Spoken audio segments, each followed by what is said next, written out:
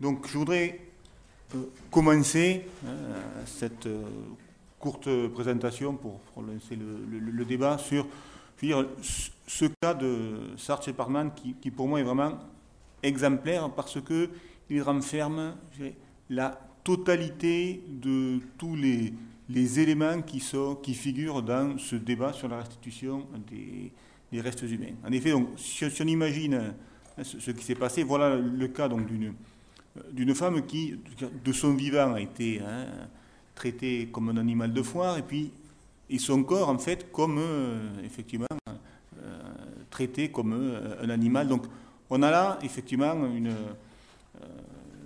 je dirais, l'approche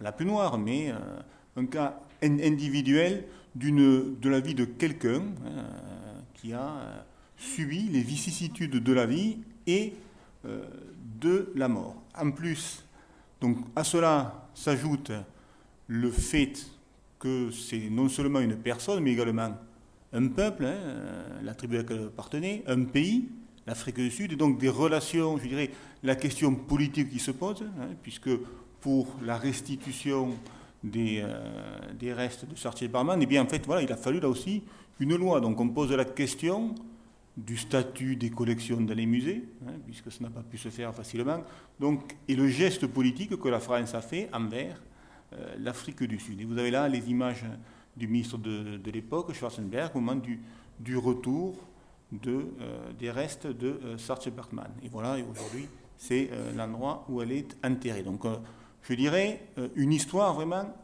individuelle derrière cette question de la restitution.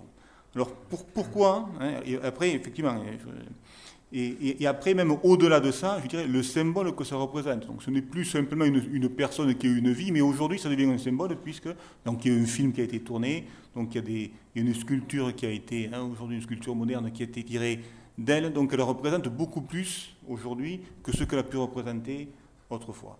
Donc c'est pour ça que je trouve que ça, c'est vraiment le cas voilà, le plus complet de ce qui peut se produire dans une demande de restitution de restes humains. Alors, à partir de là, si on essaye en fait de nettoyer tous ces arguments et de voir au fond ce qu'il en reste. En fait, je dirais, ce qu'il en reste, c'est ce passage historique du sacré au scientifique. J'ai marqué ici, effectivement, la science est interdite. Alain Froment l'a évoqué tout à l'heure. Bon, effectivement, les anthropologues sont des voleurs de sépultures, on peut le voir comme ça. Et c'est vrai, pourquoi? Parce que, quelque part, le rite funéraire, c'est, en termes scientifiques, c'est un critère secondaire d'identification de l'espèce. Là aussi, c'est distinctif de l'espèce humaine. Donc, ce sacré-là, il fait partie de nous. Et ça a perduré très longtemps, puisque là aussi, je crois que c'était dans les textes de loi où voilà, les dissections anatomiques étaient vues comme des profanations sacrilèges et cruautés inutiles exercées par les vivants sur les morts. Et ceci jusqu'au XVIe siècle. Donc aujourd'hui, effectivement, quand on a en face de nous des communautés qui mettent le sacré au cœur de leur vie quotidienne, eh bien, voilà, au XVIe siècle, en Europe, c'était pareil. Le sacré avait une place majeure dans notre vie. Et voilà, donc, en fait, quelques images montrant que la dissection n'est autorisée qu'à partir du XVe siècle. Mais en même temps, et depuis l'Antiquité, je veux dire, les dissections existaient parce que, parallèlement à cet aspect sacré, eh bien, on se rendait bien compte que la science, la médecine, enfin, l'anatomie permettait à la société, au groupe social, de mieux vivre, de se soigner. Donc, on a toujours eu en parallèle ces deux aspects, ces deux sphères qui se sont mélangées, en tout cas, qui ont cohabité depuis le début de l'humanité. Alors, le changement, en fait, il va s'opérer au XVIIIe siècle. Si Alain l'a dit, fait référence à Buffon, où vont s'opposer les tenants, effectivement, de ceux qui disent l'homme fait partie de la nature, Et puis, voilà, cet aspect sacré avec la part divine de l'homme. Aujourd'hui, justement, ben, les travaux scientifiques, hein, qu'est-ce qui nous conduisent? Eh ben, ils nous conduisent, voilà, à cet arbre phylogénétique de la vie où on sait que toutes les espèces sont liées entre elles et ont un ancêtre commun. Dans ce petit bout ici, hein, vous avez les animaux, voilà, oui, donc par rapport à tout le reste. Mais les animaux, voilà, vous savez peut-être que vous partagez 98% de votre ADN avec les chimpanzés, vous partagez 30% de votre ADN avec les crapauds, et vous partagez jusqu'à 30% de votre ADN avec certaines fleurs. Donc vous voyez, toutes les formes de vie en fait sont liées entre elles. Et donc ça, c'est, je dirais, c'est la vision, c'est la capacité du scientifique de s'extraire quelque part de son espèce hein, et de voir comment hein, il se positionne et il est lié avec l'ensemble du monde vivant. Donc ce que montrait l'exposé d'Alain, bien, voilà, c'est que ces collections qui sont hein, de restes humains, c'est représentatif de l'humanité, je crois que hein, c'était clairement démontré quand il a parlé du biais possible, en fait non, c'est vraiment représentatif et c'est représentatif de la diversité naturelle au même titre que les autres collections. Donc dans cette institution ici, on collecte des plantes, on collecte des insectes, on collecte des animaux et on tâche de, là aussi, avoir la représentation la plus exhaustive de la nature. Alors souvent, hein, un argument qui est donné hein, dans le débat sur la restitution, c'est de dire, mais bon, une fois que vous avez mesuré, ben, c'est bien, maintenant c'est fini. Enfin, la science a parlé, là aussi, laissez la culture, laissez le sacré reprendre ses droits, hein, vous n'en avez plus besoin. En fait, non, là aussi, hein, je pense que l'exposé d'Alain Froment était assez clair. Le problème, c'est que la science, elle avance tout le temps. On ne sait jamais ce qu'on va découvrir. On ne sait jamais quelles vont être les nouvelles techniques analytiques qui permettront de faire de nouvelles découvertes. Replacez le débat sur les demandes de restitution, mais mettez-le, effectivement, il y a 50 ans, on ne connaissait rien de l'ADN. Effectivement, on mesurait, on avait que les mesures et on aurait pu dire, mais attendez, vos crânes, hein, les anciens communs, vous avez mesuré 10 fois, écoutez, maintenant ça suffit, hein, vous avez toutes les mesures, vous n'en avez plus besoin. Ben oui, ben voilà, sauf que l'ADN est arrivé, les isotopes sont arrivés, et voilà, et on a découvert d'autres choses. Et donc on n'est pas à l'abri que demain ou après-demain, une technique analytique qui nous racontera d'autres choses à partir de ces restes humains. Donc c'est pour ça que quand on regarde le côté scientifique, eh bien, c'est une source d'information et c'est une source, là aussi, potentielle encore d'information. Donc vraiment, je veux dire, il ne peut pas y avoir de...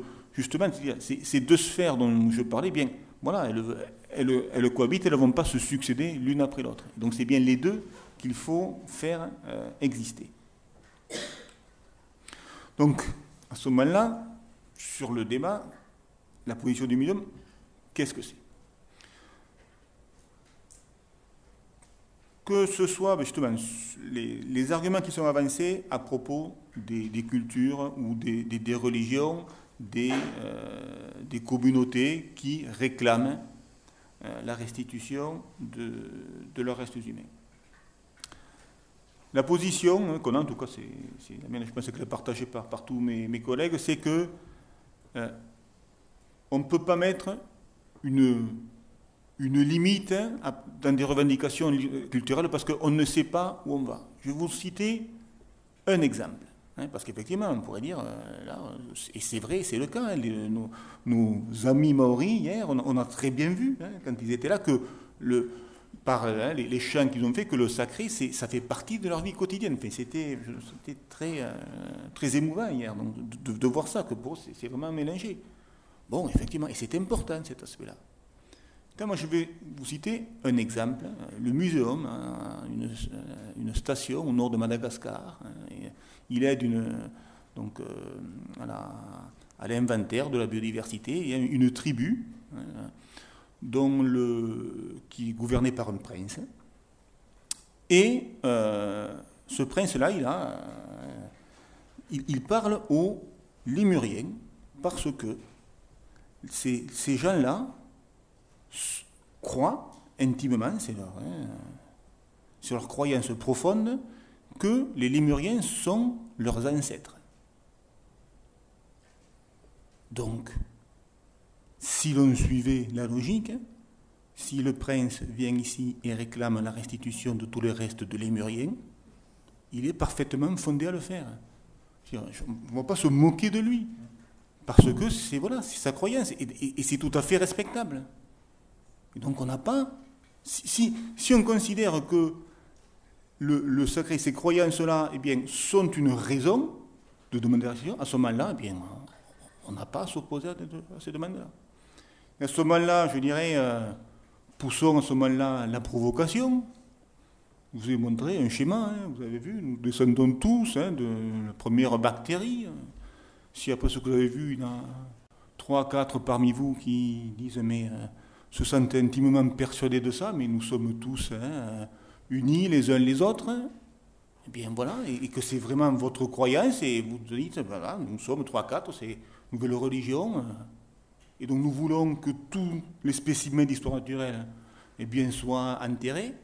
Enfin, je veux dire, pourquoi une religion récente aurait moins de droits qu'une plus ancienne? On est là dans un débat où on ne sait pas. On ne sait pas où on commence, on ne sait pas où on s'arrête, parce qu'à un moment donné, on va bien se rendre compte. Entre des gens sincères dans la vie, on l'a vu hier, c'est évident. Cette tribu à Madagascar, c'est évident, c'est leur sacré. Mais après, donc, entre ce qui est légitime et ce qui après ne le deviendra pas, là aussi, on va être obligé de porter un jugement de valeur sur des cultures. Et ça, à mon avis, c'est très mauvais. Donc du coup, la position, c'est vraiment de dire les deux sphères, elles sont totalement séparées. Elles peuvent coexister, mais la science et la culture, la religion n'ont absolument rien à voir dans ces questions-là. Alors après, il faut trancher. Il faut quand même prendre une décision. Qu'est-ce qu'on fait? Il faut une doctrine, il faut se positionner. Nos amis anglais, avec le pragmatisme qu'on leur connaît, ils ont dit 1000 ans, voilà. Avant 1000 ans, vous pouvez demander, on restitue. Après 1000 ans, on ne restitue plus. Donc après alors c'est 999 ou 1000 ans, vous imaginez. Bon, mais c'est une façon de voir. Ici au muséum, nous, on a une position, je dirais, moins simple. Justement, là aussi, qui est à partir de l'exemple qu'on a eu avec la restitution des restes de Saartjie Baartman. Ce qui est clair et ce qui est là aussi compris et accepté par l'ensemble de l'humanité, c'est l'individu. On l'a vu là aussi, Saartjie Baartman, on connaît son histoire, ce qu'elle a vécu, ce qu'elle a subi pendant sa vie et après sa mort. Donc là, il y a une histoire individuelle documentée. Et donc effectivement, et comme tout un chacun, si les descendants viennent et disent, voilà, c'est mon arrière-grand-mère, mon arrière-grand-père, je veux dire, là, ce lien direct, eh bien, effectivement, justifie. On n'a pas, on a des restes humains nommés, on n'a pas à s'opposer. La demande est tout à fait légitime. Donc, de ce point de vue-là, le muséum, je veux dire, trouverait normal une demande de restitution de la part d'un des descendants. On a étendu ça, là aussi, c'est le cas de Saartjie Baartman, à la revendication, là aussi, d'individus, toujours, mais qui portent, donc l'histoire individuelle porte derrière une revendication d'une communauté, alors communauté existante, et dont la demande est transmise par un État, parce que là aussi, parce qu'on va toucher là dans la politique. On a, là aussi, franchement, c'est emblématique pour une communauté, pour un pays. Donc cette dimension de la politique, eh bien nous, on l'admet, mais là encore, pour dire la logique veut, ça correspond à un individu, voilà, telle personne, il a fait ceci, il a fait cela, et pour nous, alors effectivement, et là, c'est vrai que ça touche à l'histoire coloniale, voilà, il a fait à l'époque de la colonisation, il a défendu son pays, etc., et donc c'est légitime que nous autres descendants, peuples, voulons la restitution, très bien. Mais à ce moment-là, ce n'est pas nous, scientifiques, qui sommes concernés. Là, c'est le geste politique d'un État envers un autre État. Donc, notre position, c'est que, quelque part, ceci ne nous concerne pas dans le débat. On est concerné parce que, voilà, nous en sommes les dépositaires. Mais il ne faut pas nous demander à nous de nous positionner sur une question autre que scientifique. Après, dès qu'on quitte l'individu, dès qu'on quitte même l'histoire individuelle documentée, comme j'ai écrit, puis après, voilà, eh bien, les anonymes, ils sont vus, ce qu'Alain a montré. Ce sont des spécimens d'histoire naturelle. Et ils servent à comprendre la diversité humaine, comment cette diversité a été créée, son évolution, comment cette espèce invasive par excellence qu'est l'espèce humaine a pu coloniser la Terre entière. Voilà. C'est à ce moment-là, je veux dire, donc, nous, notre limite, on la met là. Et pour tout le reste, donc, et pour toute la demande, en fait, on les renvoie à l'État et aux politiques. D'où le fait que, par exemple, pour les têtes maoris, eh bien, je trouve que c'est tout à fait normal que ce soit l'État qui ait pris cette décision-là. Moi, je suis profondément et foncièrement républicain, fonctionnaire de la République. À partir du moment où la représentation parlementaire prend une décision, on la met en œuvre et on n'a rien à dire. On n'a pas à revendiquer, nous, quoi que ce soit. Puisque, là aussi, si je revendique, moi, le fait que la sphère scientifique dans laquelle je suis ne soit pas, je dirais, perturbée par une sphère culturelle, eh bien, je n'ai pas, moi, aussi à aller perturber la sphère politique. Voilà, donc, c'était pour, en 2 mots, vous expliquer, en tout cas, vous présenter quelle était, je veux dire, notre position, parce que je crois que c'était important avec ce qui est en cours. Et voilà, et puis si vous le souhaitez, nous pouvons avoir un échange sur le sujet. Voilà, je vous remercie.